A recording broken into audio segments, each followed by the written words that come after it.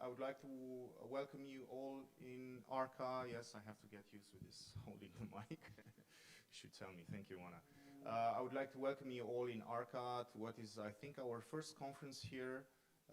It's a bit tight. I'm happy to see so many partners from the projects, but also students and guests that are curious about what we have done here in the past, I'd say, year, even more than a year. We will get some more chairs to the back in a minute. I think, Mihai, no? Should we get more chairs or not? Ah, we don't have the key to the chairs, okay. Well, somebody's, okay, so, okay. And what we will do in the following hours is have a debate with our special guests today, the tutors from the 3 schools that I'm very happy to have again in Timișoara for this exhibition, and to discuss on what we have done and to draw some final conclusions maybe and look towards what we can do in the future, hopefully. Not to waste any more time, I'm happy to introduce our, let's say, main protagonists today. Unfortunately, one of them lost the plane yesterday and had to go back to Delft, which is the Marc Schoonderbeek. I hope it's correct. Yeah, okay. He's the leader of the Delft program, Borders and Territories. The Borders and Territories Master Program was part of our partnership.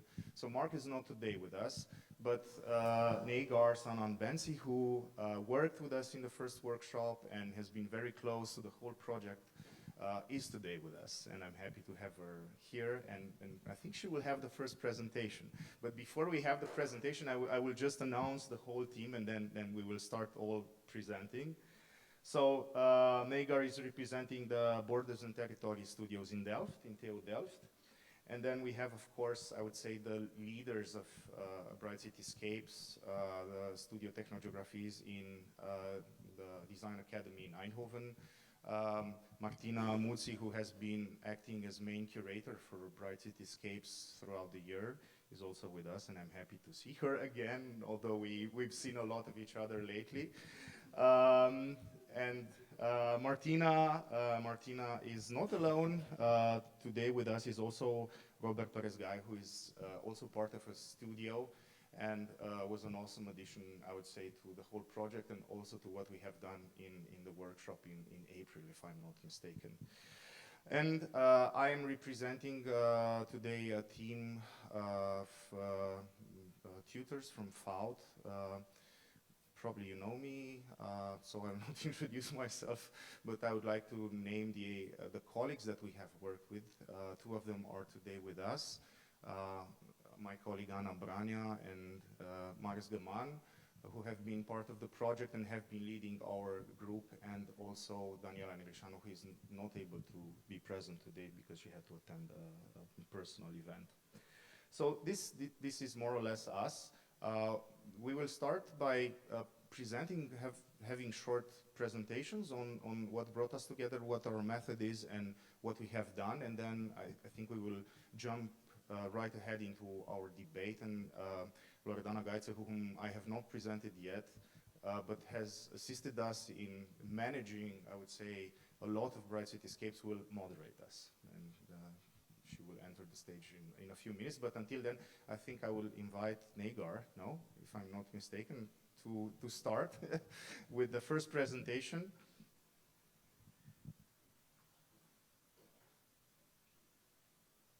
Actually, it's, but wait. Yeah, it's this one, no? Yeah. Right.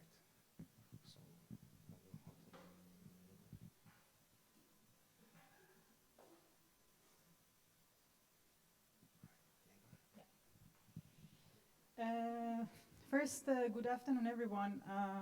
I want to first thank Cristian, Oana, Loredana, and the whole team, Martina, and all the rest of the team, and also especially the students who kind of created this opportunity for the last year. I think we started our conversation almost a year ago. It has been a great journey, so I am very thankful for kind of being part of this and also giving the chance to students to be part of this, especially.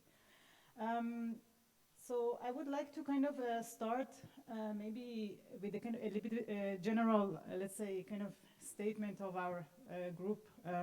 It's a kind of research and educational group, basically within the larger body of the Faculty of Architecture in TU Delft. And I would like to kind of play a little bit with this sign of ampersand, which is also stays in between our, let's say, borders and territories.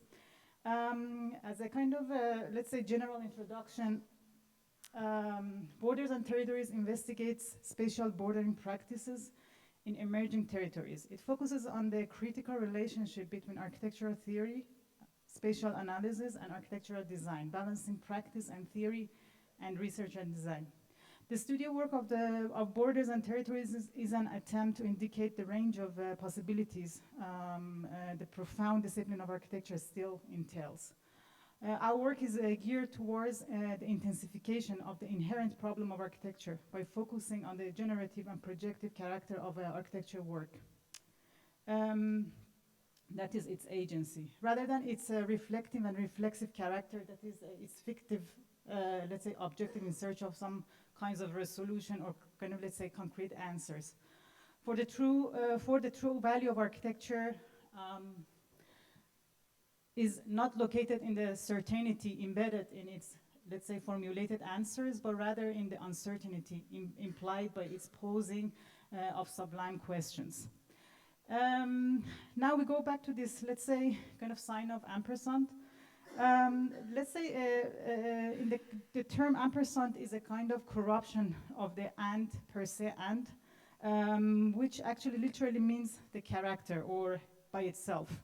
So in the kind of traditional English, when they wanted to spell out, let's say a word, if that word could be used individually by itself, they had this tradition to kind of bring a per se at the beginning of it. So for example, if they wanted to say, I invite, spelling it out, it would be a per se I-N-I-V-E-V-T-E. So it was also, let's say, a common practice, basically, in the to add the ampersand sign at the end of the alphabetic, let's say, table. So it was considered as the 27th letter in the kind of alphabet.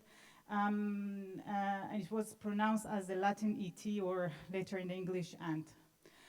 So as a result, the recitation of the alphabet would end in X, Y, Z, and per se and. For us, this, let's say, is quite interesting. You know, this, let's say individuation, this kind of emphasis on the singularity of the word, kind of singling it out, but at the same time following by doubling it or mirroring it. So if you want to, let's say that if you want to think as architecture as ampersand, for us it means that to kind of think about the superposition of different kinds of singularities, individuations, let's say diversities within it. So if you want to think about theory and design, top-down and bottom-up, large-scale, small-scale, city, territory, etc., these terms shouldn't kind of stay again in kind of opposition with each other, but they have to kind of find a way, let's say, to find, you know, kind of relations between their, let's say, different individuation or singularities of their interpretations. And it's suffice basically to point out that basically with this extreme variation in the kind of understanding of the architectural object nowadays, we can conclude that basically the notion of the figure in architecture is radically diversified from its basically traditional notion. So when this means that basically this radical differentiation, it kind of makes us almost, let's say, impossible to kind of, or very difficult to find these commonalities, or you know, this kind of, let's say, obsessive search for the idea of the typology in architecture discourse. So maybe it would be interesting instead, actually, or it makes sense to actually, let's say, take into account this notion of the radical differentiation more serious. So here again, this ampersand within the context of border territories, let's say, research and education group. So while basically the architectural take on the territory in this context, let's say, insists on the irreversible relation between the nature, context, ground, and architecture object, which is, let's say, constructed above, on, or in it, basically, in the territory or ground.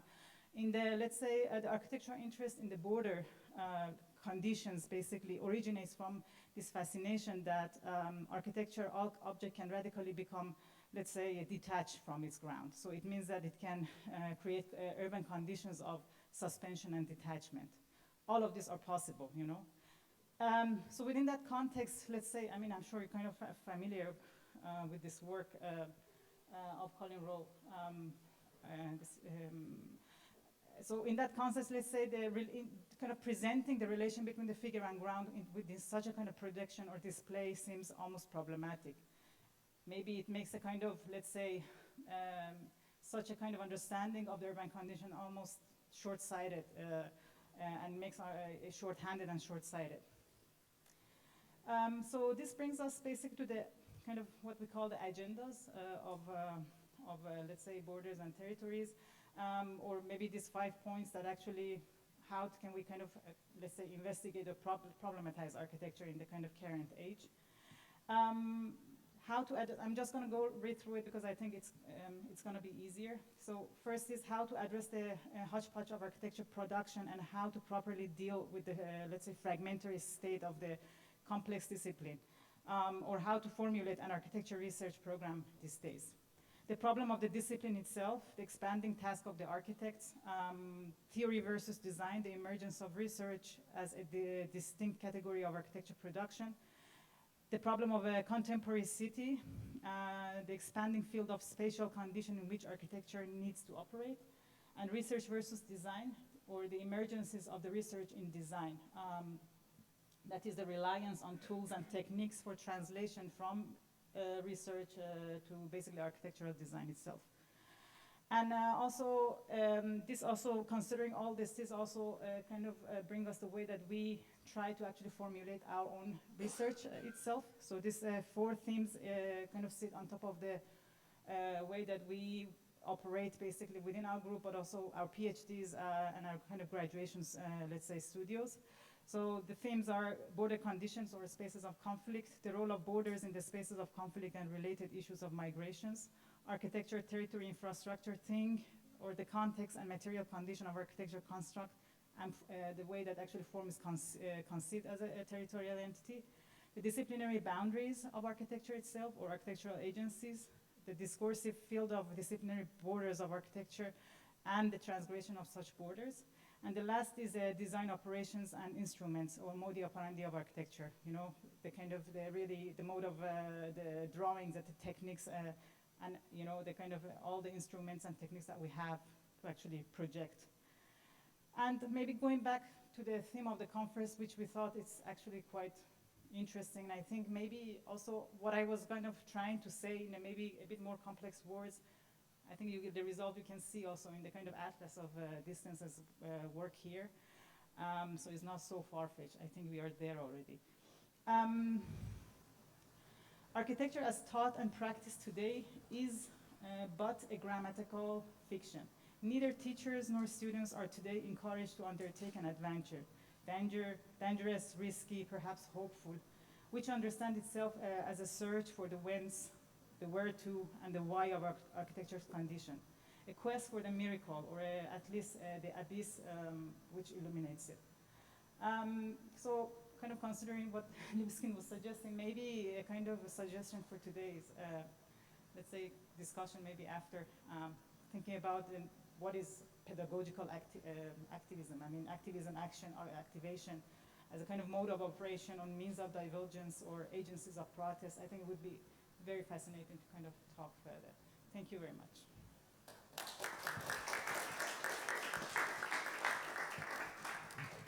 Thank you, Negar.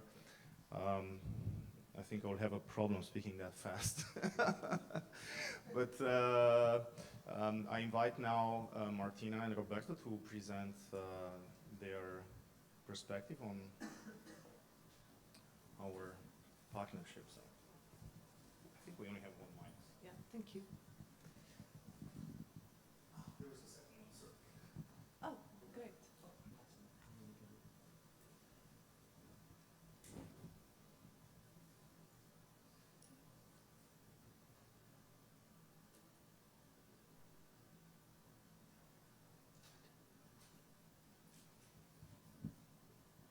So hi everybody. It's for us the first time we introduce the studio outside of the school, so it's already a step to activating our discourse with you today.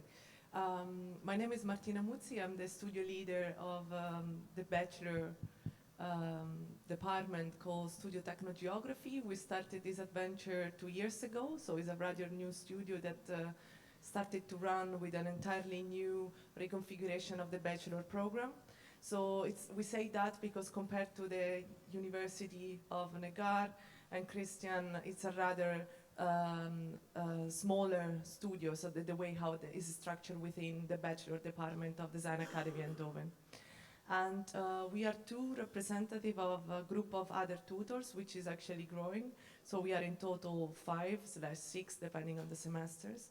And starting from the name of the studio, it's a name that I encountered by looking at a terminology that would represent this idea of bringing design as a discipline or as a tool to discover beyond the outcomes of design, but to create relationship between design and the environment.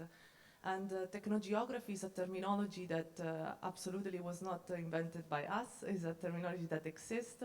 It's closer to the anthropology field, and is indeed a word that connects the environment and the industries of mankind, mediated by the use of technologies. So maybe the first things that can define us is that we don't see we see that the reality, and we approach reality as layers and layers and layers of this technologies, expanding the world of technologies from bodies to systems and to inside the organs almost. I will leave we prepared a presentation that somehow, that's what we are. This is how the weather semester. We operate with a theme every semester because our students change all the time, and this was an idea for us to keep our methodology running every semester, but through different thematic lenses. And this is the last day of our semester that we couldn't. That we really wanted to show you. But in general, we prepared a presentation by. I will pass the word to Roberto while I will scroll through images. So the images are a bit of a background of the work of our students, actually, because some aspect that we will talk about, it's better to see it when they actually are embedded within some results. And in general, I would like to say that we prepared this small presentation because we don't have the time to unpack everything, but under the perspective of trying already to analyze for ourselves where is the activism hiding within our pedagogy. Yeah, and also this is a recipe biological, and we'll unpack some of these concepts because we gave the opportunity to be able to, thanks. And also I already said it, I have a thick Spanish accent and I tend to rhyme a lot, so if at certain point you don't understand, also feel free to raise your hand and I will know what you all mean. And then for us, I think within the structure of the department and the way that we work, which has a series of iterative elements that come in our recurring within the infrastructure and the technologies that actually we are developing as pedagogues and as professionals and designers. One of the things that for us are really like activism starting to arise for us, so the activist element for us is to create the conditions and the possibilities for our students to be able to experiment with, engage, nurture, or sustain alternate forms of living and other forms of collectivity. And I think the element of collectivity is for us one of the most important elements. And then we started to identify that the activist part, in our particular case, could be articulated across 3 different sections. One of them is the way in which we are thinking design not only as making design as researching, or research design as a form of engagement. And maybe it is the logical element I will pose it to you. How do we practice to understand it? Yeah, it's always an element that we try to actually embed within the program since the beginning. That research is not disconnected to making or to collecting or to conversating with others, but is actually a process that starts by interrogating the initial, almost assignment that is given and is never end. So the research and the making, the experimenting, the conversation, the link that are established along the process, it already is implied a way of approaching activism as a form of activation.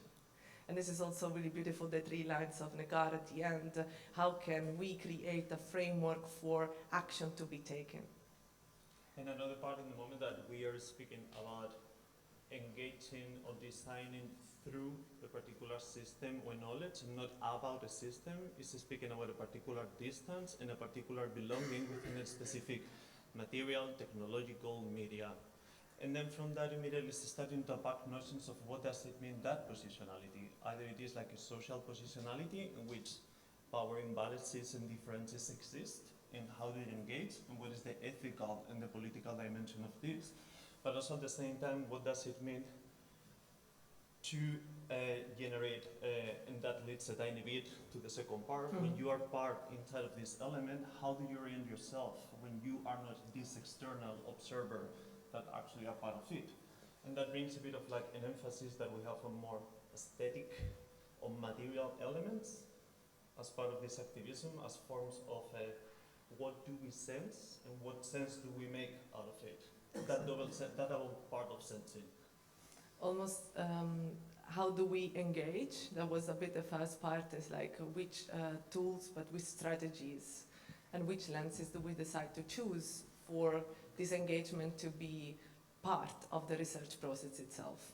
And this is something that actually we have been testing semester by semester, and this semester indeed we decided that the experience element should be first, because sometimes we want to talk about complex reality, and therefore how can we do it if not reducing the distance between our personal experience and the subject that we want to create a connection with.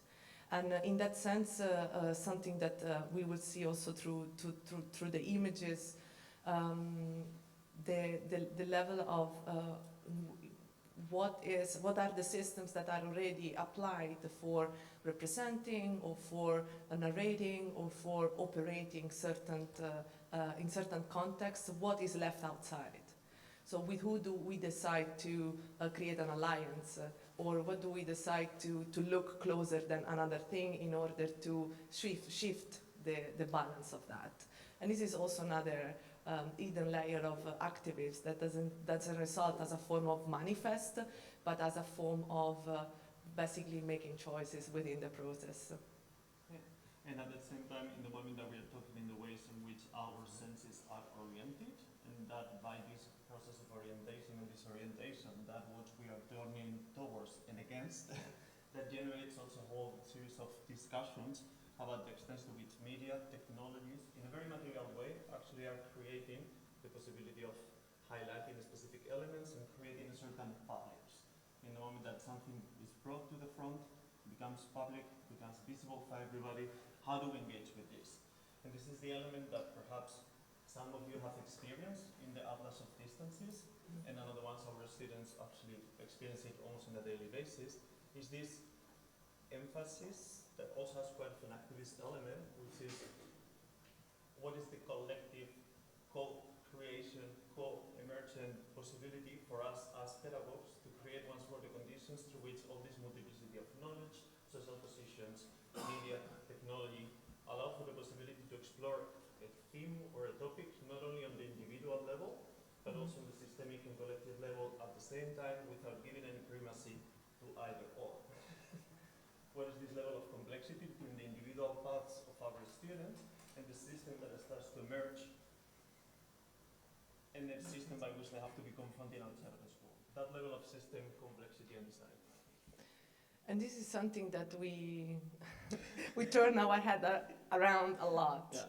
And how to still keep the interest of the individual students to develop their own project and their own observation, but still feeling a part of a agency, indeed, of individuals. So there's like how also through the semester, how the pedagogy is indeed developed. There are moments of the individual research and a model of collective exchange, what we commonly would call peer-to-peer, which is not my favorite term, but That's clear. And in general, also with the ambition that we have of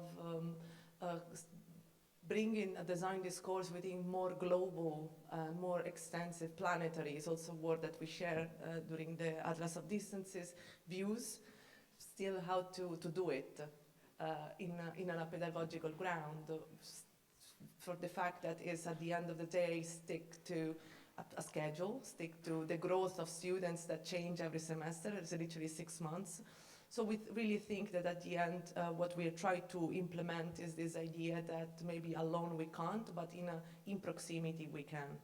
And therefore we have this approach of asking the students in different moments of the semester to collectively look and share their individual perspective in the same moment.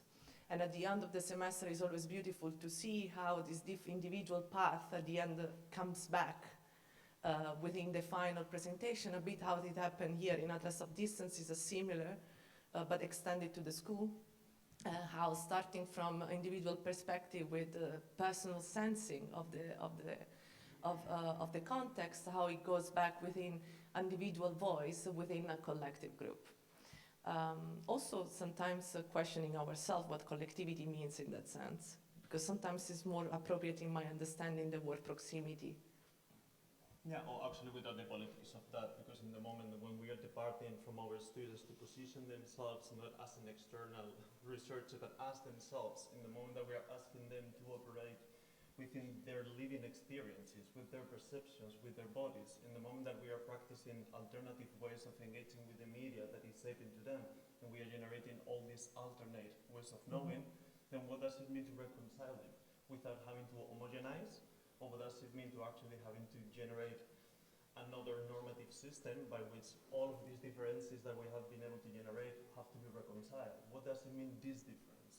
What does it mean to live in difference? And that's the ultimate activist question that we have within the work of our students. And I think it's enough. I think it's enough, no? I mean, we can continue chatting for hours, but Yeah. I think that's... Thank you all. Thank you.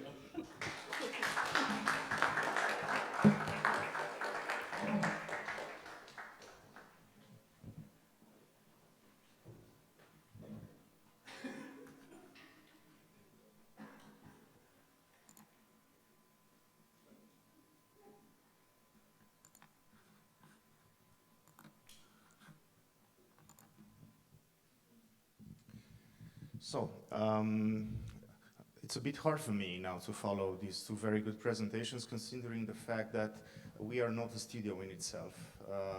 We are neither a master's program or a studio so well developed as Martina's is. But I think what is important for us is that the experience that we had in this past year allowed us to try to engage in a studio mindset and to try to attach certain ideas to how we were using pedagogies and how we are transforming the school in the future, I hope. To put things a bit into perspective, I would say that the whole idea of having this collaboration around Bright Cityscapes came, I would say, about 2 years ago while we were working on another project, Triplex Confinium, together with Oana Simonescu, and we were chatting, I think it was in Novi Sad, on how we can continue with a new program where we would add a new element of working in the school, but in a format that is somehow alternative to the school studios. So what we did this year was to try to create this studio, to invite people that are interested in what we were doing in Bright Cityscapes as a theme. Actually, I think Bright Cityscapes now is a really good name for a future studio. So I think we will actually keep it. But we had this call, and several colleagues from 𝗼𝗺𝗺, as I said, Anna, Marius, and Daniela decided to join in this endeavor that we had throughout the semester. And what was interesting for us was the fact that in this format, we also decided to have a call for students, which was something new to our school, to call students within a studio to have them from different years. So it was not just the students from a certain group or a certain year, but the call was addressed to the whole school, actually starting with the third year, because we knew that they had to, at least they needed some experience in dealing with the subject matter that we were trying to tackle within our research. So I think this was an interesting experience for us as well, to work with students that came from the third, fourth, and fifth year at the same time in a unit. I hope it was an experience for themselves as well, because they were able to see how each of these years is progressing throughout our faculty, throughout our program, but also to learn from one another. When, yeah, Martina said peer-to-peer is not a good term maybe, but actually I think there was a lot of learning in a peer-to-peer format. What was also new in what we did was that for the first time, we started this trip or this journey without having a clear theme. So we didn't, when we started it was in February, we didn't know exactly what we would reach in the end. We had a vague idea of where we were going based on our discussions on what we were thinking at the time, discussing over Zoom calls with Martina and with Negar, and trying to adjust our schools along certain keywords that were important at the time. And I think what we tried in the end to do is to be the school that is focused, first of all, on Timișoara. Being from Timișoara, we are not an international school, but a school that mostly has students from Romania. So it's a bit hard to look at larger distances, but I think handling this topic of distance, our distances were smaller, yet on a geographical scale, and I will explain immediately what I mean by that. So I think this was an important issue of having an open-end exercise where you could actually receive different types of results, but at the same time we had to negotiate between this open end and also the objectives of the school, because we were taking our students from various other studios, so they still had to go through certain teaching objectives. So what we did was to address an important topic for Bright Cityscapes, which is that of industry. If you have followed our program up to this point, you know that industrial production and the relation between Timișoara and its industrial history has been, I would say, the most important theme that has created all our exhibitions and research projects.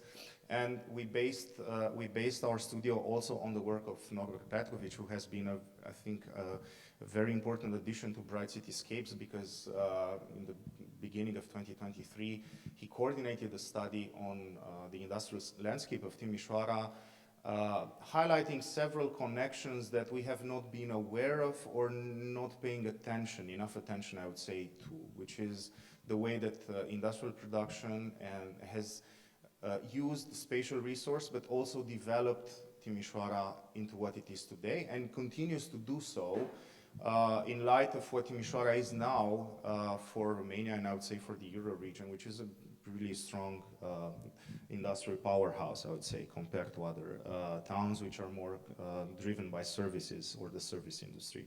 So this idea of industrial production was important to us, and this was also new to an architecture school, because it has never been tackled, especially in our school, to do projects around using industry and the places where industry settles as a main theme. So I will skip now to the nice pictures, the pretty pictures. So we were looking, using Norbert Petković's study, at a very specific geographical situation, which is defined between what is the old Timișoara, the city that, let's say, we inherited in 1990s when we had a transition from the communist system to what we have now. Which I will not define because it's unsure what it is. But in these 30 years, there's been a lot of growth between this city and what has grown around it. So we looked at a former socialist industrial platform that is gradually transforming, is being repurposed, but repurposed in a very, I would say, chaotic way. And I'm glad that Negar started this with her connections between opposing terms, I would say, or not even opposing, but terms that sometimes work that can create this grounding for research, because I think we also somehow did try to do the same thing. We were looking at distance and scale, and also looking at the relation between inhabitation and production, because on one side you had these large areas that were being transformed into housing areas, and on the other side you had these areas that were clearly tailored towards production, while the problem of scale and distances was not being properly addressed. And I think if we do not handle this properly in the future, the matter of functionality of this part of the city will be, I would say, taken into a very fuzzy spatial logic, or towards such a fuzzy spatial logic. These are just some instances, some images from how the site that we looked at looks. And since we do not have a history, as Martina has shown, and Roberto, regarding their studios, we do not have prior projects or exhibitions, I will just explain a bit of what happened with our students and what they produce. So out of the 25 students that we had working with us in this project, what we did was we put them into teams. Actually, they created the teams themselves. We didn't do that. It was their own choosing of how they would want to work in the project. And what resulted was 5, let's say, correlated, because this was also important for them to work together as a community of designers. We received 5 visions for 5 parts of this territory that you see here. And in the end, even though you cannot probably clearly see on the posters here, what we got was a sort of a possible master plan of future vision for this particular area. What is also interesting is that each student addressed this area using a specific set of tools. We were very interested in having this scaled down perspective as well. So, and I think what Martina managed to do by curating this exhibition is to showcase some of these perspectives that we have, like Anastasia's, for example, which she clearly came into the project from a feminist perspective, looking at how housing can be done in better ways, by understanding how women use space and what are their safe spaces, for example. And you saw what Anastasia presented before. But other such perspectives that dealt with, I would say, personal topics, but not only, personal interests. And all these led to these visions that I am telling you about. So I selected just one because there's a lot of material. What was also interesting for us this time was that since we didn't know how far we would go into the project when we started it, we had no idea if we will finish at all. So at one point we just had to say, okay, we'll stop here because we cannot go any further. We do not have enough time, and I think it's enough. The process in itself was good enough. I think I don't have enough time. I will show you just what this team did, and actually what all of the teams did. So they started by looking at the site, by visiting the site several times using different, almost situationist techniques of understanding this site, even looking from high up using drones, but also from the ground level. This is one such spatial condition that this team has addressed next to Continental, which is mostly empty space that is not used and is waiting for a solution. And then they addressed the same area by looking at who owns the plots, what are the urban regulations, to try to understand what type of constraints exist regarding this, in relation to these geographies. And then they went into designing a vision. They, for example, these 3 students, they chose just one parcel, but you have to imagine that throughout our project, This was also designed, that was also designed. So all around there's such small interventions. And what they tried to do was to imagine how this area might develop in the future, but in a more sustainable way than it is doing right now. Taking care of nature as well, because there is also a very important naturalistic layer, I might say. The environment is quite often misused, I would say, and not even taken into consideration. So it's just being covered up by concrete. So what they were trying to do was to create this merger between nature and architecture, but architecture has a clear functions. And the function of architecture is not always a pretty one. So, for example, in this case, the circular building is a parking lot. It's something, type of project that is very, I would say, not very architectural in itself. But how can you make architecture out of such a banal program and other such programs? So, yes. I will just cycle through these images just to have an idea of how far we managed to go into this type of thinking, of looking at this type of condition. And then each student tried to detail a part of the project. This was a visitor center for this technology park. This was the parking lot in itself that was detailed to a certain degree.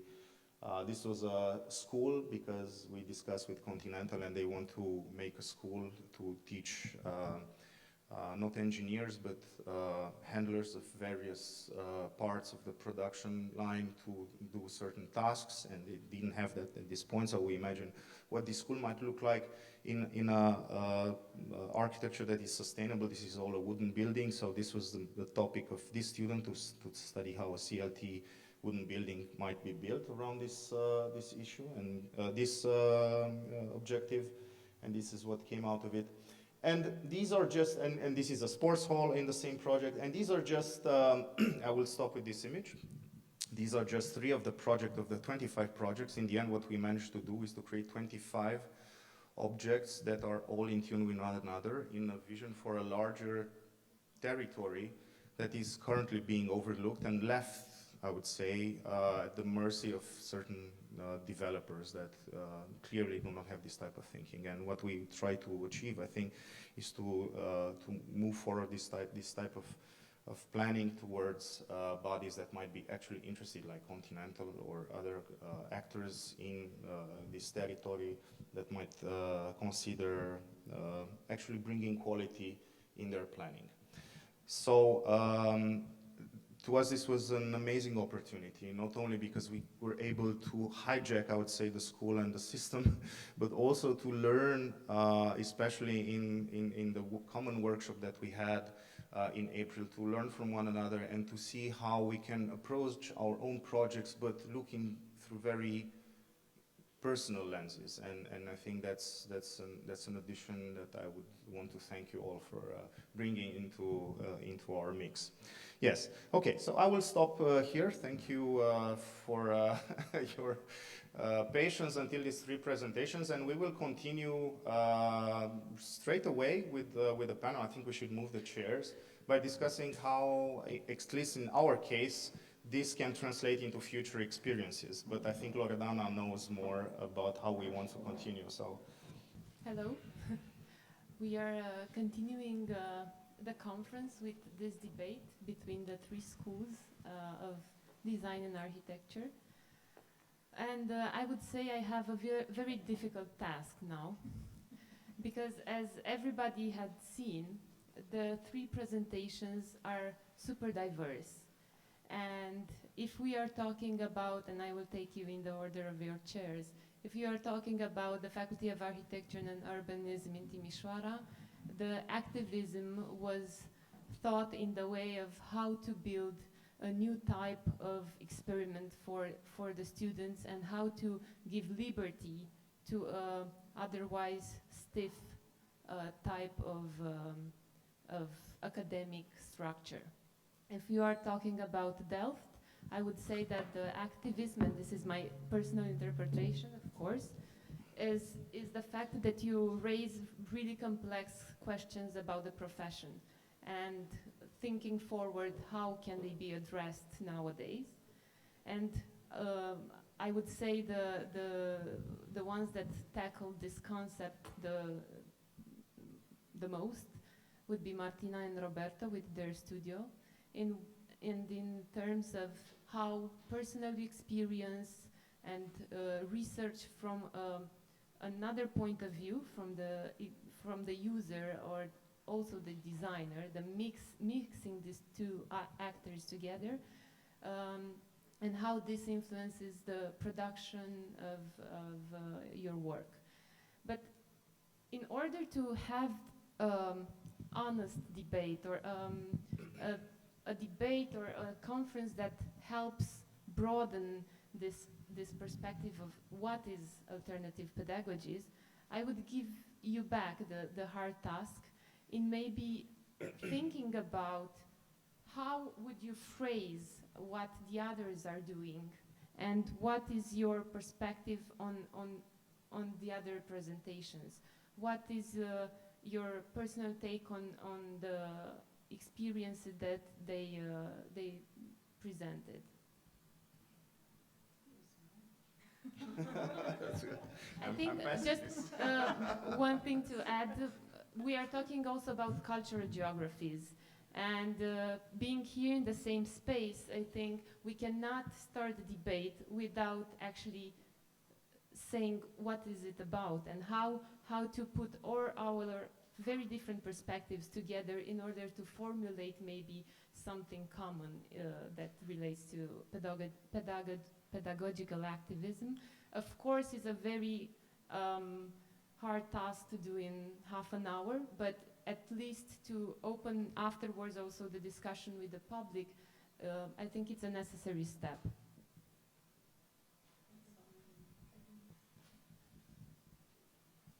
Maybe an honest answer would be why we are here, in the sense that I met the work of Negar in one of our classes studios, Datapolis, into Delft.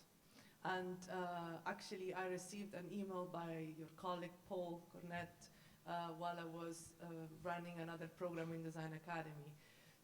So indeed, this idea of activism within pedagogy, in that sense, it was not looking at our programs through the lens of activists. That's what we do today. But in general, what I really appreciate and I saw a connection with was this idea of expanding, as you also said, the profession, but mostly the lens of observation, the scale of relation, and therefore the materials, the resources that are part of the mapping, discourses, narrative, media, movies, etc.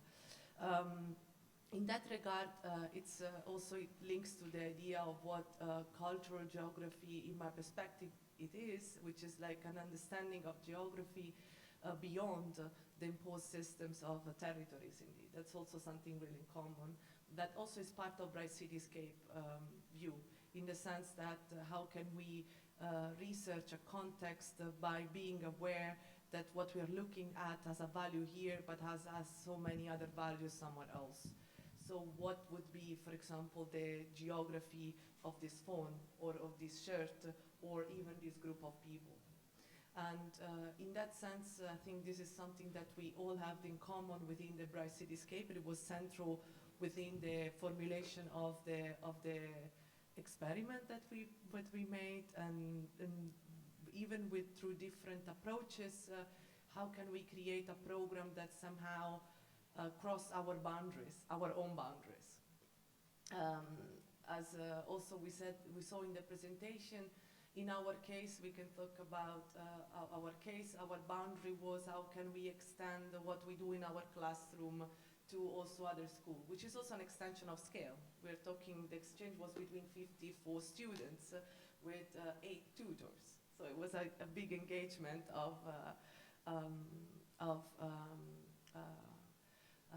energies and perspectives, indeed. Maybe would you like to say more? Because we spoke about, while during the workshop, how interesting was for us to extend our method or this perspective that we try to experiment within our classes, also with a larger group.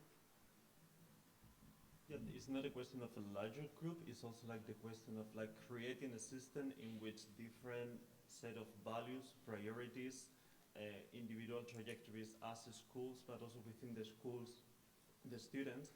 So for us, that was forcing us, perhaps the activist element, in order to be able to bring that bigger scale, was to start to radically depart from the minimal individuality of each of the students, and to be really able to create a set of conditions that it will make evident those differences and the conditions under which they will be able to negotiate them, reconcile them, and taking as starting points for generating knowledge, not only about their projects, but about the collectivity that they were like forming.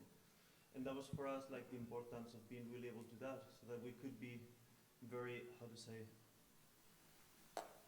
honest about what we can achieve, but also being very respectful towards the work that every school was doing, giving it the value that it has, but at the same time create this complex, constantly moving space in which we were negotiating life, every single aspect of the workshop. So that was a bit like the intention that we're having with this element as well. I don't know how it felt or experienced on your side. It felt good. It was super interesting. Since you asked me, I'm sorry, Negar. I felt like I had to provide an answer, but I would say it was an excellent opportunity to, at least for us, to step out of the box. To use a different mindset when approaching such work, and. I don't know if we succeeded on all levels that we dreamt of, but or maybe imagined in the beginning. But as I said, it was very open-ended for us, and the experience in itself, I think, was better than. Not to say that what the students have delivered is not valuable. It's very valuable in itself, but I think this time I would say that the experience was much better than the final delivery, because we learned. First of all, us, the students, we managed to get out of our comfort zone and to see where we can tweak our pedagogy, our methodology. It was I think, interesting even for us in the team, because I had not worked with Anna and Maris before. With Maris I had, but not with and also with Daniela. So it was also this type of connection that we are trying to establish between us as tutors. That was also very interesting, I would say. And then you came to Timișoara. You all came to Timișoara in April, and I think that was also a super important add-on to what we were doing up to that point, because we had no idea of what each school was doing, actually. And if you remember, some of you already started the semester, we were halfway, and some were all at the beginning. I think that Delft was still very much in the beginning of their exercise, and that was a problem, if you remember, in handling that. But I think we managed to approach this very creatively and to do things that were relevant to all of our students in the way that we did that week. So I think just by looking at that week, I think I'm happy. So I don't know if that answers back to your question, but I cannot be more than happy. Yeah, I would say I would like to hear from students the kind of answer to this question, because we can kind of go on to say how I think it was amazing. I think it's true. But I would say they have to respond to see what they really kind of. So I'm also passing to someone else as you get to pass it to us. I think maybe within the kind of, so later I would like to hear it. Maybe they have to kind of come here and talk about it. I think it's also regarding all the kind of studios, what they found interesting. They can also critically look at it, so what could it be, which was not, etc. So sometimes it's hard for us also to see what could be done better. But maybe, for the kind of, at least within our group, because our group was initially founded by Marc Schoonderbeek, and it's pity that he's not here. It's 20 years. I think so there is commonality. It's not that Timișoara has the kind of is only Timișoara who is trying to kind of find the struggle to kind of break boundaries within the academia or institution. This is what institution does, right? It creates framework and it closes off towards certain kind of productive machinery, right? I think it has been a struggle for us too. It is still a struggle. So just to make you feel better, it's everywhere, I would say. And I think this is already a common ground, which is interesting. But then for us, instead is to kind of embrace, the kind of this expanding field of architecture to also the kind of the whole notion of the uncertainty. I think for me, because I studied as a master's student in this group, I did my PhD and then now I'm kind of engaged with the teaching there. So I can look at it from very different perspectives.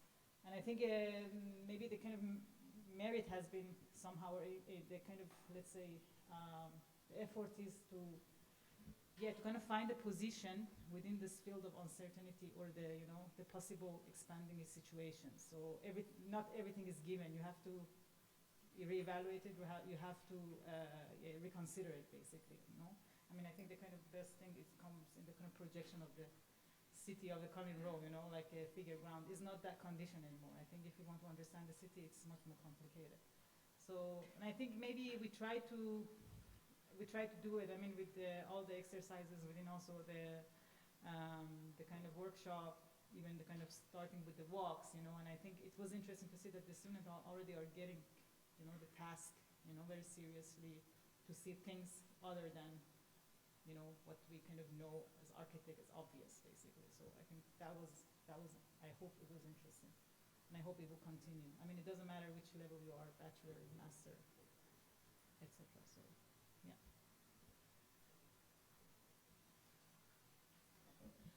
Maybe one more thing within the kind of pedagogy. I think this is This is what I think also maybe I find the kind of, let's say, common ground within the presentation is this emphasis on the kind of collectivity or the question of what is collective and then how it kind of leads or emerge or combine with the kind of singularities of individual work. We also do the same thing, but the thing is that for our work we usually have a framework. So it's a kind of more procedural, methodological framework. We start with this collective mapping usually within our studios, and then it kind of leads towards a kind of singular interest, basically, find fascination positions within that. But I think this is extremely important, this relation between collective work and I think we were kind of trying to refer to it as a kind of systemic and kind of diversity within the singular students, with the subjectives and students. Yeah.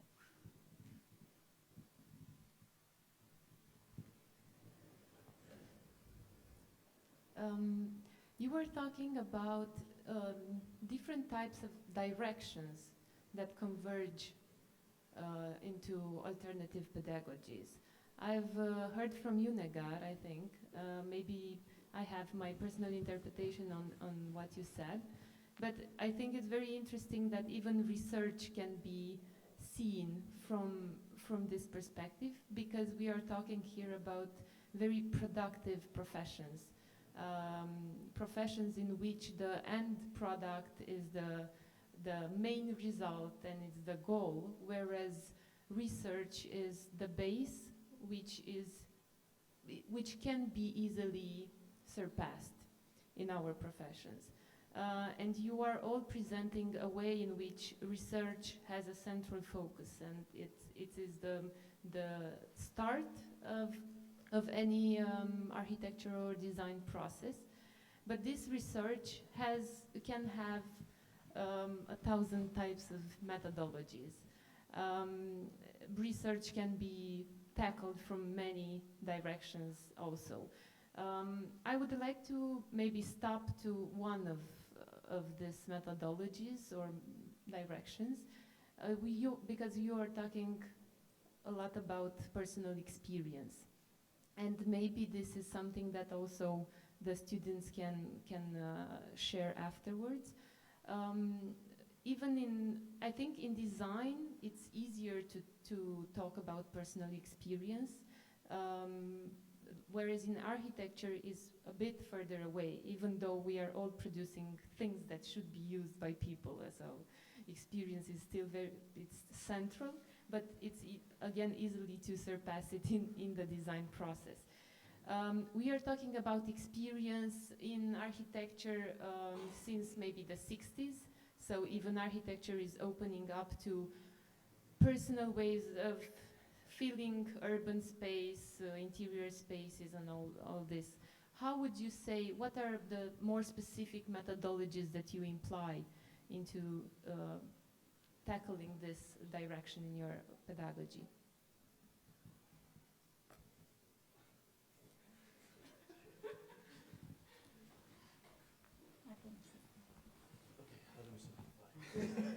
I can start. I think I just also started basically to say, I mean, we kind of, we start with this, the act of mapping. And I think mapping in that sense, I think we also talked about it a lot, not necessarily only a cartographic act basically. So it becomes also exactly related to this act of, I mean, this notion of activism, action. So it also kind of tries basically to become topological. It tries to kind of become counter-mapping, to kind of connect basically different kinds of relationships that you can establish within the kind of certain desired territory, basically. So we always start from there, and then we combine, let's say, the studios with seminars, with lectures, with series of readings. I think in that sense, let's say methodology is not a pre-given recipe. I think this is also, I think, if I'm not mistaken, Agamben, which kind of also frames it like that. So it's not something given, you know, but it's a procedural thing.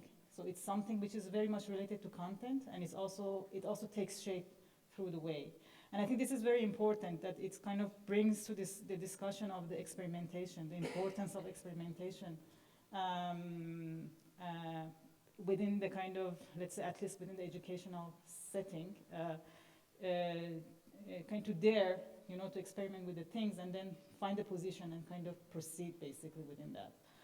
And also, of course, maybe very practically during the time, I mean, of course, always the kind of, let's say, struggle maybe remains how you kind of transmit from the research to the design. And I think this is a common struggle within any kind of design act. And what we are trying to do, we kind of try to kind of organize a very kind of series of workshops, intensive workshops, which students can work with the experimenting with models, basically, you know, which we call it 2.5, let's say, dimensional, let's say, models. So they kind of start translating things from the 2D surface to the kind of 3D thinking, basically, three-dimensional thinking. And then slowly, basically, the whole individual mapping, individual interests kind of also start to take, spatialize, materialize, etc. So I think in a kind of practical way, this is how I can kind of describe how we are kind of trying to organize our studios. I mean, of course, it's in the context of graduation, which is 1 year. This is much more expanded. And if we had a studio with the studio we were here, we had only 8 weeks. So everything is much more, let's say, kind of intensive. Of course, I also forgot to mention the kind of idea of the reeve, or let's say wandering or being in the field, experimenting there. It's actually a very important part of most of the studios that we do, if we can travel, basically. We try to kind of take that also very seriously. Yeah, I'm taking this because you mentioned the reeve, and this is one of my favorite methods of putting students in uncomfortable situations, and I think we used it this time because when we started our exercise, they had no idea what we were going to design, and neither did we. And we just told them, like, look, we have this area, go 2 weeks, go inside it, and try to take as much information out of it as you can, without knowing what you will use it for. And they just wandered around, and it was, you have to imagine, this was happening in late February, and it was cold and rainy, and didn't look pretty nice, you know. Imagine wandering in an industrial area for 2 weeks, and everybody was like walking, what the hell are we doing here? Sorry for the bad language, but it was literally like that, and it was a bit shocking, I would say, no, for the students, those first 2 weeks, not knowing what we want from them, just throwing them into this new type of world, because usually when we give sites in our school, it's sites that are for nice architecture, you know. But this time it was not very nice. And yes, I think this first experience with this type of site informed them, you know, we prepared them for the exercise. So I don't know, I cannot say much about the quality of the design or what they imagine afterwards. I would say that they all try to reach a certain quality, of course, but it came from first knowing that the place lacks quality, any type of quality, or if there is quality, I think it's quality in unexpected places where you would normally not look. So, yeah. To describe one methodology is difficult. But maybe, so there are two moments for me, in this case, as a studio leader and tutor. There is the overarching pedagogy of the semester that implies somehow, at least imaging some method. And then there is how individuals with their own practice, and that's where I will pass the word to Roberto, apply their own methodology. And this is, I think, is the beautiful aspect of my job, which in a way, how the semester is imaging, and it's not only my imagination, but it's also shared with the tutor, because we work really close together. And sometimes we manage to work close together, not necessarily because we talk every week, but because we see every week the work of students. So the students are our link, guiding the process. So maybe from my part of the answer, what I would like to share is that what we are talking about, imagining a design or an architecture practice that look at system and is able to embed within an aspect or more aspects and create relation, is a bit how, when thinking about the studio, I was imagining.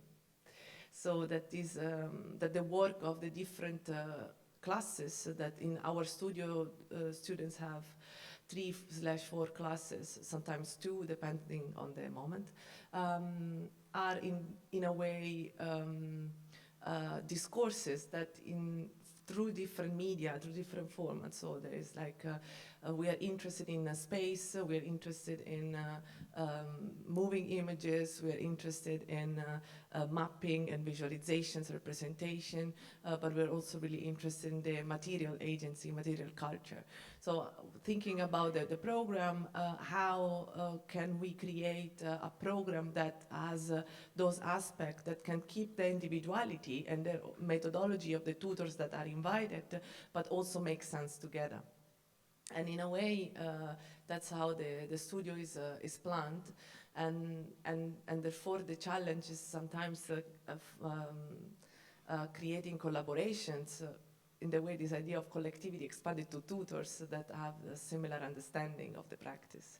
And that's maybe why I would pass, that's my answer from my perspective of what the method, this idea of that I think the pedagogy, the backstage of pedagogy should respond, actually, should mirror what we ask to the students in a way. And then I pass the word for more. I guess like the other element of what contextualizes us is if we want to take very radically the idea of a multiplicity of experiences, of knowledges, and of forms, and of lived experience, then for us as a studio, the question that we have forward, particularly when we are considering research, is a method of expertise. And then study expertise when particular forms of information are considered, and what are the conditions under which they are rendered legit ways of giving either evidence or either a result or either something meaningful, purposeful, or valuable. So in our studio, we try to somehow bring this all down and take the radical position of let's depart from the student, even before the methodology comes. And then it might sound like I'm gonna go to this idea as where you all experimented that when we're working, is this idea even departing from the body as a body, before it has become a form subject, even has become a social identity. What does it mean to behave as a body within a particular space? What if we are starting to approach, for example, just a moving body as a set of particular parameters across an array of intensities of, as we did, of speeds, as intensities of proximity, of distance, And in the moment, what kind of situation arise that already we start to interpret in a social term. When does distance become conflict? When does the speed become danger? When those elements start to have. And then a lot of the work that we do, at least in order to generate those knowledges of that research, is basically accompanying reflexivity across that which has been experienced or discovered. And then it's reflexivity, reflexivity, reflexivity. What are the consequences? And if we're speaking about relation, because at the end of the day, collectivity relationship is bringing the ethical element that we always have. What are the consequences of this? What do you see? What happens here? So in our particular case, the method is relatively simple within that complexity. Which is like, how do we stay true to that center of the student? If that's such a thing. It's not that we do it, but the tension towards striving towards that. Yeah. It's a really difficult job. Yes. It doesn't mean that we're complete. It's the We try. That's the strive. yeah. Has an utopian element. Yeah, totally. Actually, I really want to thank you for all these answers, because I managed to frame two main directions from all your varied answers. And I would say that there are two main requests in order to even start to think about alternative pedagogies. And one of those are a way of liberty for the students and for the process, and the liberty not in the sense of chaos, of course, in the sense of defining a framework in which students have that liberty. And the second would be, as you said, student agency, and I really enjoy that concept, because in this way you actually leave a huge responsibility on the students, which is a way of empowering them and making them go further. I would say that both these directions are very hard to obtain when you don't have an experience of several years, or not several, but at least when your colleagues from different studios are not having the same perspective. Because in that case, as Cristian said, it's very hard to even take the student and put them in this liberty framework, but also personal agency, and it takes a longer time. And I think in the local context and in the way the curricula is here, having this type of studio for 8 weeks would be impossible if you don't have this experience that can back your approach.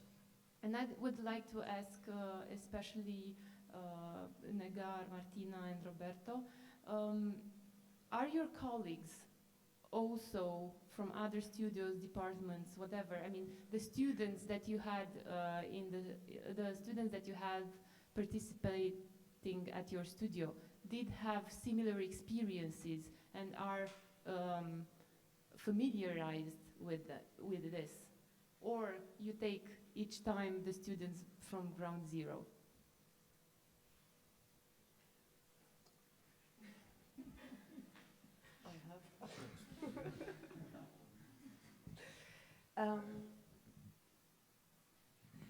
I think the beautiful aspect of our school is that there are many different studios with different goals, which have the goals reflect indeed the methodology.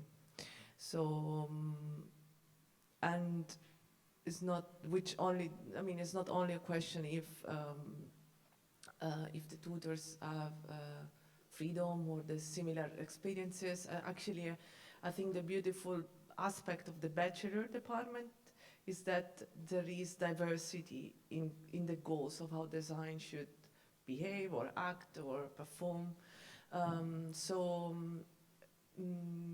We have our studio, and with the tutors that are part of the team, I think our experiences are different from one another.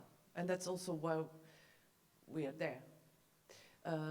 In the sense that each tutor has an aspect in which, through their experience, bring in the studio with more clarity. And it's not only about the professions, because design can be in so many different typology of practices, but also age and also tutoring experience in a way. So there are also tutors which are really young. But then there are also times of participating as a tutor. So we have, a bit like what Negar was saying before, there are also the experience, the participation can also happen for a workshop when a tutor is less experienced. But I think this different knowledge it's fundamental in a way. But I think I feel more comfortable to talk about our studio, and that is where the vision is similar, of course. Maybe through different experience, there is a similar vision of what we're doing. Yeah, I totally agree. I think for me it's also at least one of the kind of interesting part of Delft, which could be even more, is this diversification. So I don't think what we suggest is, the kind of to say we are the truth, or this is the truth. But I think we kind of learn to identify, ourselves, or find orientation in the proximity with the others.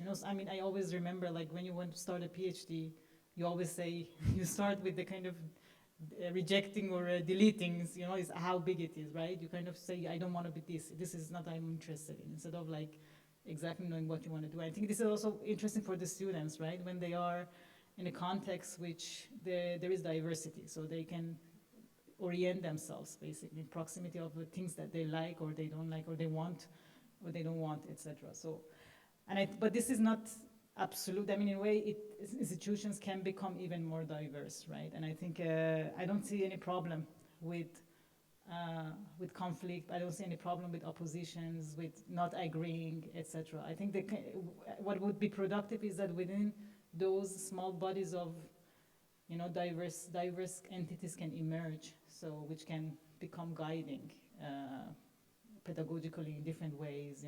I think we have all sorts of designers, all sorts of architects. They should exist, I guess, right? So, so that's okay, I would say. And I think this is also good for the students to find a way to position themselves. So yeah, this is how I see it. I think it's more difficult for me to try to address this question because,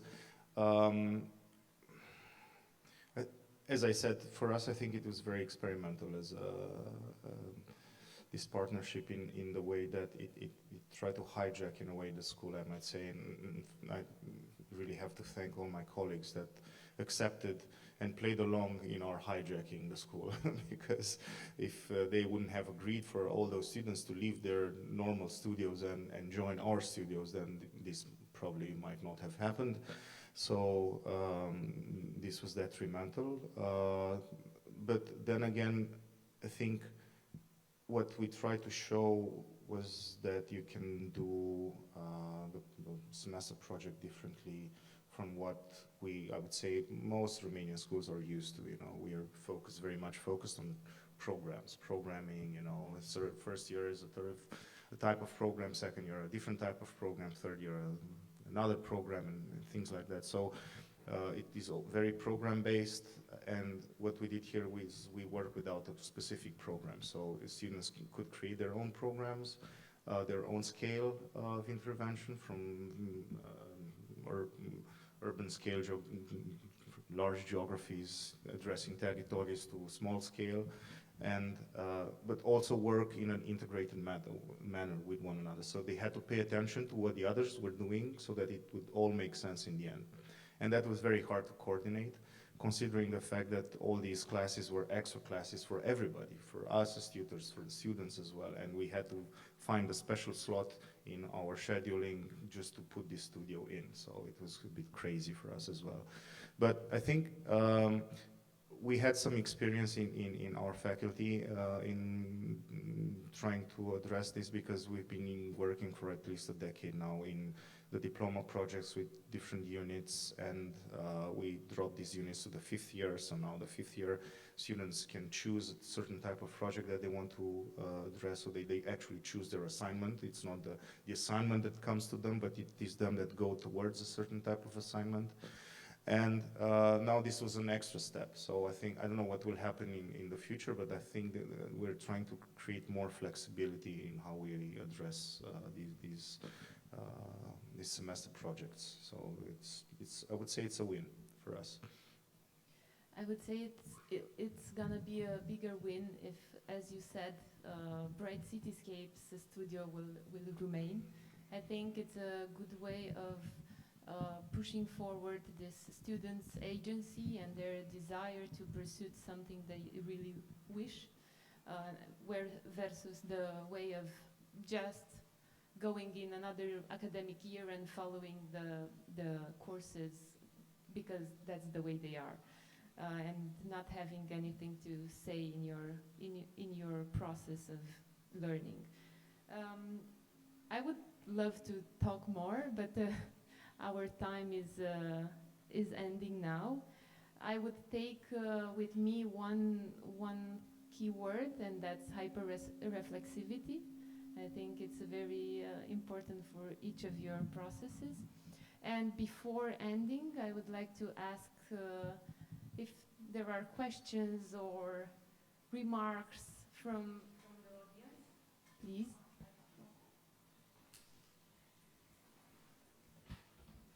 I have this question because I was very curious about how you use this word activist and how it's related with the pedagogy. I admit that I was very, I'm not saying intrigued, but very curious how you are making that kind of pedagogy that address activism in a way that activism is something that you fight for something that is wrong or something that is not ethic, as not seeing like an action as like activism. And I'm very curious, how do you make, I don't know, the students or your collective, how is making this kind of activism as I related to it? Okay, thank you. Can I start? I think there's also a form of silent activism that's often not seen, and in a way, you know, hijacking things can be a form of activism, you know, hijacking a school, doing things differently, showing, you know, that there are alternatives to what you usually do. That's also a form of activism, even if you do not assume that to be so, you know, like, you don't, I'm an activist now, you know, I'm gonna be protesting for something, you know. So for us, it was that type of activism, I would say, in addressing this partnership. Yeah, I mean, this is interesting. I would agree with that. But I think also maybe I'm originally from Iran, so I mean, for me, also even being in the Netherlands when I was a student, it was constant struggle, you know, when I wanted to do a PhD about Iran. The whole 5 years is just to kind of tell why it's relevant at all, you know, to kind of think about Iran, to talk about Iran. And so it's embedded, basically, in it's a kind of mode of, let's say, remaining active, basically, activating, you know, the things which are irrelevant, supposedly, or invisible. It's hard to see them.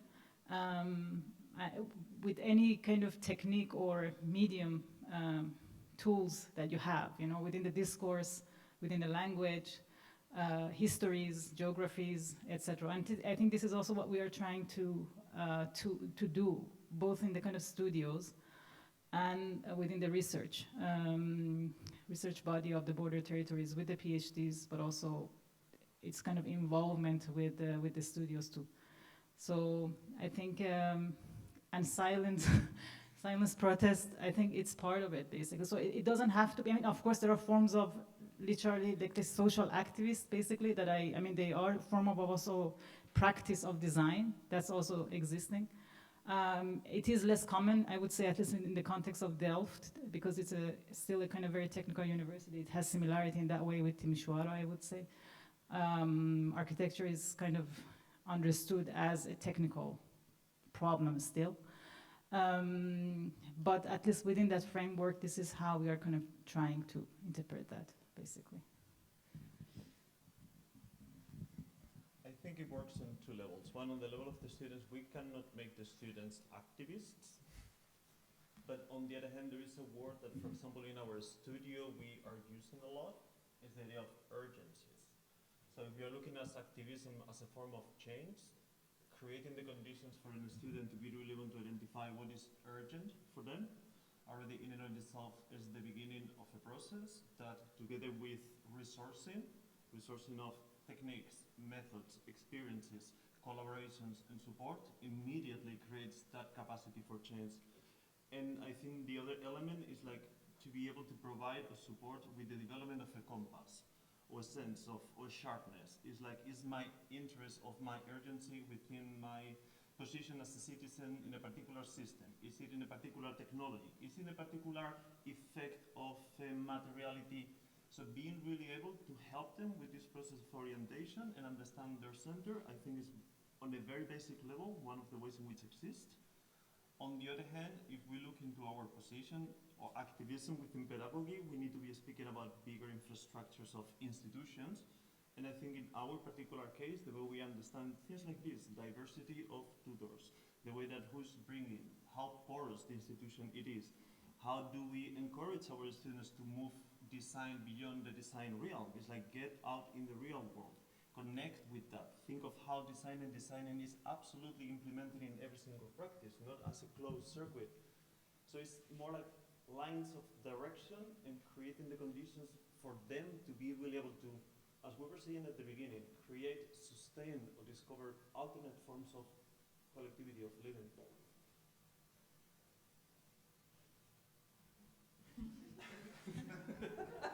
I think it's a very good summary. Yeah, I agree. that's what I wanted to say. Thank you, Laura, for this question. I loved your answers, and they rephrased a lot better the whole discussion. Are there any answers, questions, or answers?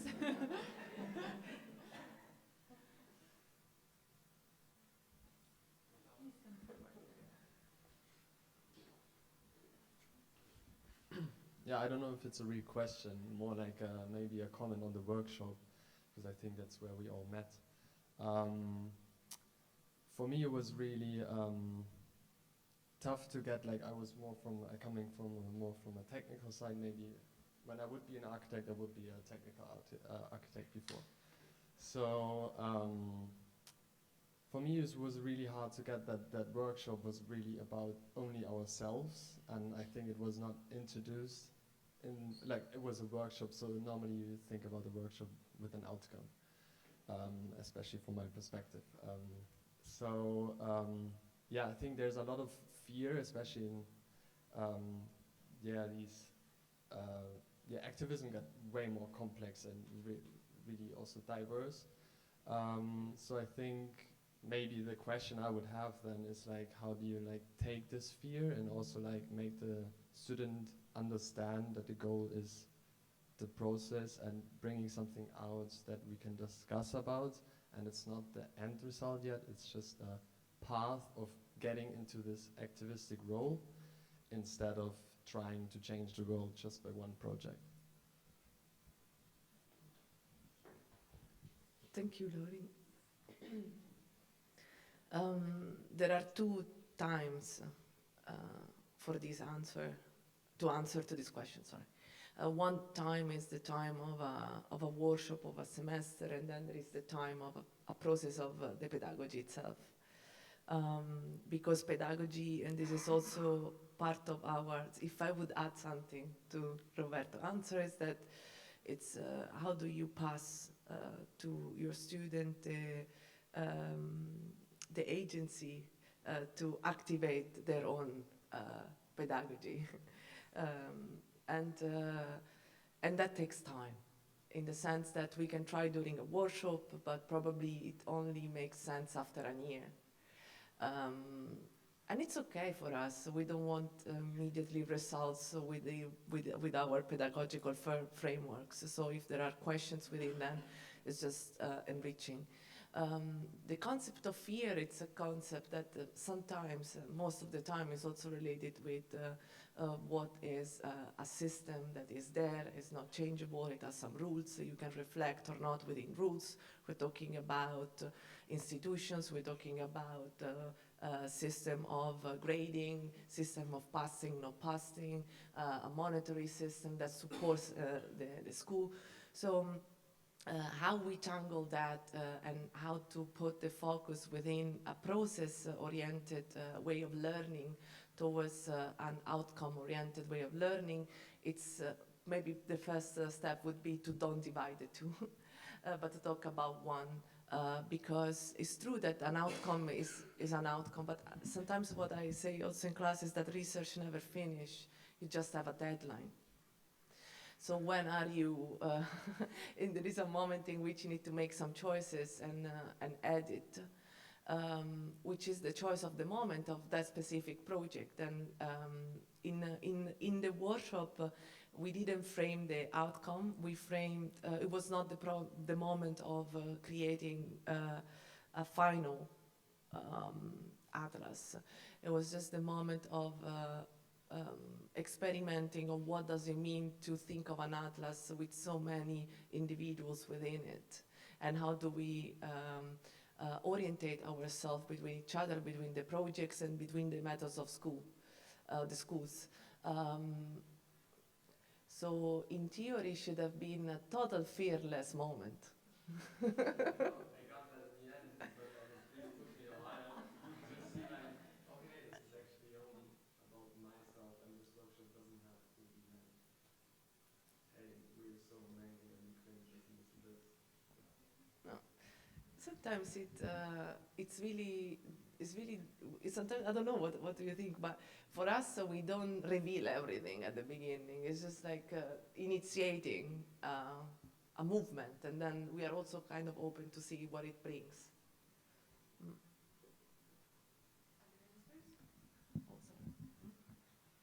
I think the fact that you're asking this question now is clarifying. Yeah. That's why I said it was maybe not a question, more like It might take more time. I think you have an interesting point, and I want to add on what Martina was just saying, because in our case, when we met at the workshop, our students were, I would say, about halfway in their research and already into the design stage of the exercise. And I think what the workshop did for them, at least it was my impression, but some confirmed, is that it somehow managed to place them inside their own projects, you know, which they don't often do. They have this assignment, okay, I have to design a building and get this grade and make nice pictures and things like that. But this time it was like really trying to understand what they were within their own projects and how they could bring their own personal experience. And like I said, with Anastasia's project, or with other projects that I think managed to somehow bring this extra dimension into what is otherwise a very normal delivery in our school. So, and we were also discussing, I was discussing with some of our students after we finished, and I saw the exhibition, which I have to congratulate you on, because I think we were not that involved, and Martina, you were leading the entire process, but I was looking at some of the outcomes, and I was asking the students how they would continue this. I mean, as you said, it doesn't stop, it's a process. And in many cases, this can continue their own personal research and interest into that topic. And I was talking to Kish and telling him that maybe he should add recyclable materials into his boxes, because he can document what he's recycling in the next month until November, when the exhibition finishes, and things like that. And he just realized, yes, of course, maybe I should look and look at my recycling footprint, because his project was really interesting. And I don't know why, Sylvie, I don't know why you're laughing, but maybe you have a question for us, and I'm quite curious to hear your point on this. But I think what was interesting in their case was the fact that even though they were recycling a building, they moved that whole idea of refurbishing, of retrofitting an abandoned building into what they were actually doing personally, into this idea of recycling the things that they use on a daily basis. And I think this is type of connection that we don't usually address in projects. Maybe one more thing is, I think we were in a very different stage in the workshop, no? I mean, for example, I think workshop has a certain intensity, which is, I mean, one of the things of the workshops is often that it creates productivity. It should, right? It can be productivity of thought, rethinking, material productivity. That's the interesting part of it, basically. So it is intense. Usually workshops are intense. So I think it's normal that it creates some sort of, you know, kind of tension within, or fear or uncertainty. I think it's very normal. I think the whole point is eventually how you kind of overcome it and make something out of it. I think for us, it was the moment that we just came back from Norway, the field work, so the students just had to do, you know, kind of some sort of conclusion, or let's find a kind of sort of interest. I mean, it was a totally different stage than yours or your students.